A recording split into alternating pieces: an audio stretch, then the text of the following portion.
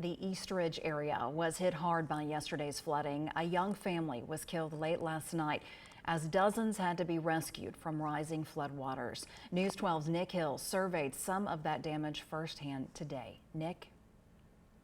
They met me right here at the door.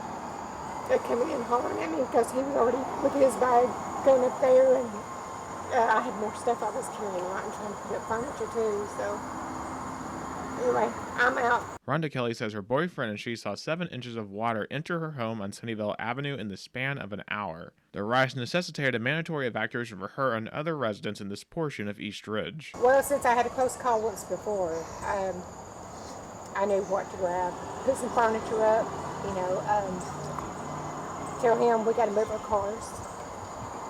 So we put them up there. Sorry. But anyway, we just got to figure where to start. Officials say over 100 water-related emergencies took place in Hamilton County over Tuesday evening, placing first responders unexpectedly in the heat of battle. Last night, it's safe to say, caught us by surprise.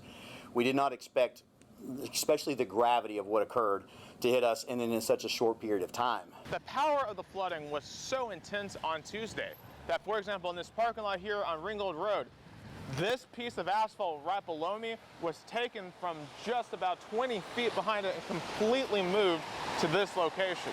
Tragically, a young family in East Ridge lost their lives late Tuesday night after a tree fell on their car on Southmore Road. East Ridge police have identified 29-year-old Yuri Lopez, 27-year-old Giomara Vaquez, and 3-year-old Emma Vicente as these victims, where debris of their vehicle still laid on Wednesday. Nearby, Carl and Kathy Doloff said this was the second flood they've experienced in 2 months, despite their home not being in a floodplain. We're tired, so we have a fixed income, and while we have savings, we don't want to deplete it on. We're probably going to get flood insurance now. We've been taught we used to have it. It went up, and because we never had a flood, so we dropped it. Hamilton County Mayor Weston Lopp told us that this was the worst flood in Hamilton County since the St. Patrick's Day flood of 1973. Being on the ground in East Ridge today, I was in part grateful that it wasn't worse than it was. You certainly got the feeling that another inch or two, 7 inches over 3 hours is historic, but another inch or two and this would have been a whole lot worse.